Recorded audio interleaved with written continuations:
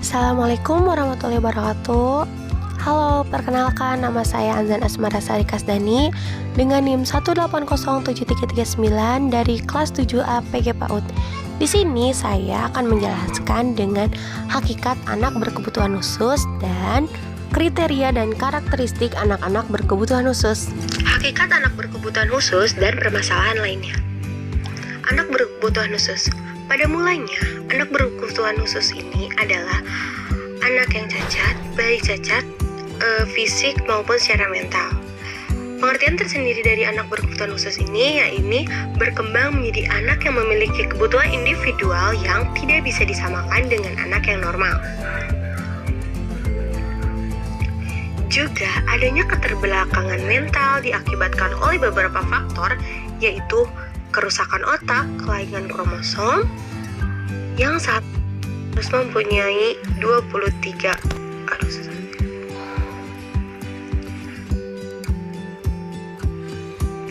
Yang pertama khusus adalah gangguan satu.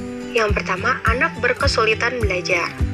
Gangguan belajar khusus adalah gangguan satu proses psikologi dasar atau lebih berhubungan dengan pemahaman, pemakaian bahasa, ketidakmampuan mendengarkan, berpikir, berbicara, membaca, menulis, mengeja, atau berhitung.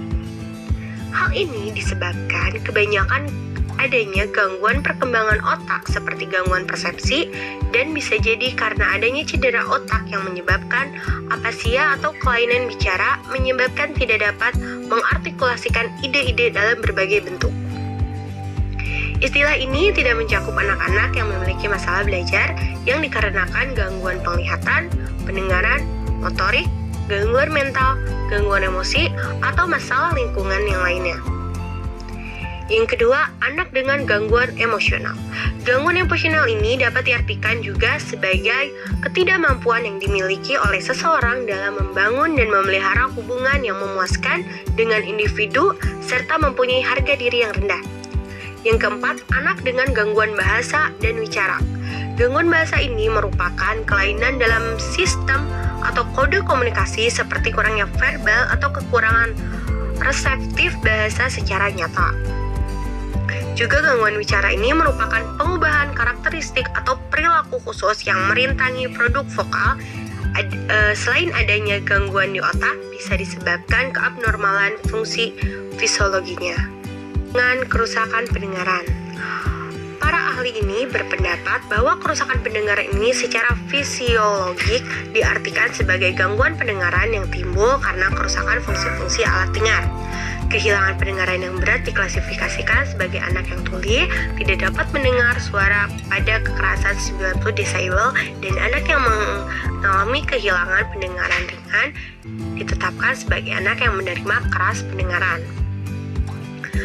Yang kelima, anak dengan gangguan atau kerusakan penglihatan.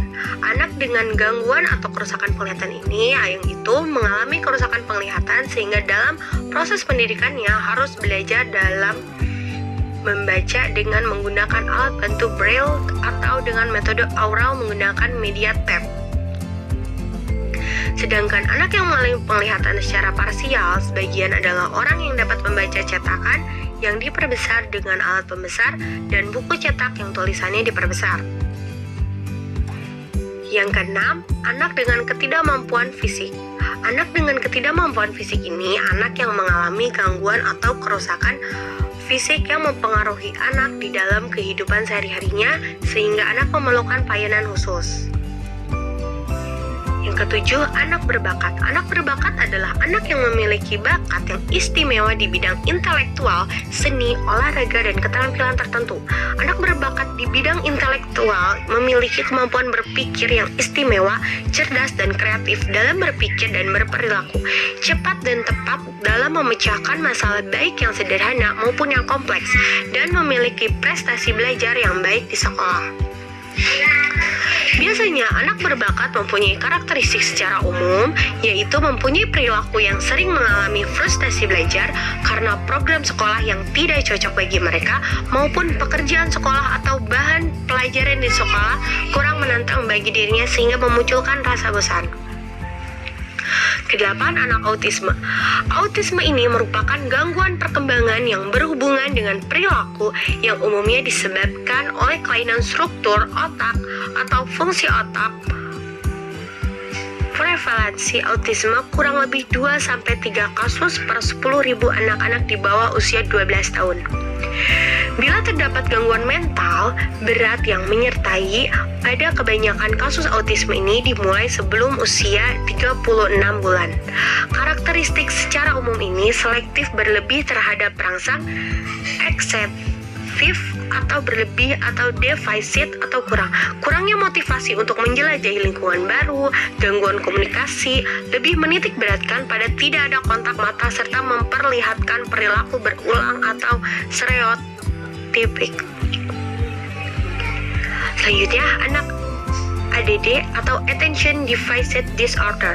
Gangguan ini yaitu gangguan pemusatan perhatian dibarengi dengan impulsivitas, kesulitan menahan keinginan, muncul kurang lebih pada saat 4 tahun dan sering terdeteksi lanjut di umur 7 tahun. Selanjutnya, anak ADHD atau Attention Deficit Hyperactive Disorder.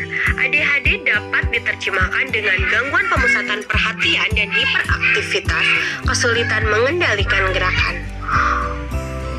Orang awam sering menyebutnya anak hiperaktif saja. Sebenarnya hiperaktif bukan nama penyakitnya, tetapi hanya salah satu gejalanya. Istilahnya ini hiperaktif dipakai untuk anak yang dengan kelainan berperilaku. Sebenarnya pada anak normal pun pada tahap perkembangan tertentu juga mengalami semacam hiperaktivitas, tetapi istilah yang pakai untuk anak normal adalah overaktif. Selanjutnya, anak sindroma Asperger. Sindroma Asperger ini mirip dengan autism dalam hal kurang interaksi sosial, tetapi mereka masih mampu berkomunikasi cukup baik. Anak sering memperlihatkan perilaku yang tidak wajar dan minat yang terbatas. Anak mampu mengikuti kegiatan sekolah dengan prestasi rata-rata atau di atas rata-rata. Sama dengan autism, penyebabnya belum diketahui secara pasti. Selanjutnya, anak indigo. Anak ini sering terdengar isu-isu seperti masalah tentang anak indigo. Anak ini berbeda dengan istilah anak berbakat. Anak indigo ini lebih berpusat pada tingginya perasaan empatik dan intuitif mereka. Hasil konferensi nasional tahun 2002 seperti itu. Namun sebenarnya belum ada seorang ahli pun neurologi, psikiatri, dan psikologi melakukan penelitian yang benar-benar mengungkap keindigoan sampai saat ini, sampai menjadi kajian. Seperti yang kita ketahui, anak indigo yang sering kita bicarakan seperti anak yang bisa melihat masa depan, entah itu bisa melihat makhluk-makhluk yang tidak terlihat seperti itu. Tapi anak indigo ini dia mempunyai bakat dan kemampuan khusus tersendiri seperti itu. Sekian materi yang dapat saya sampaikan. Selebihnya mohon maaf. Wassalamualaikum warahmatullahi wabarakatuh.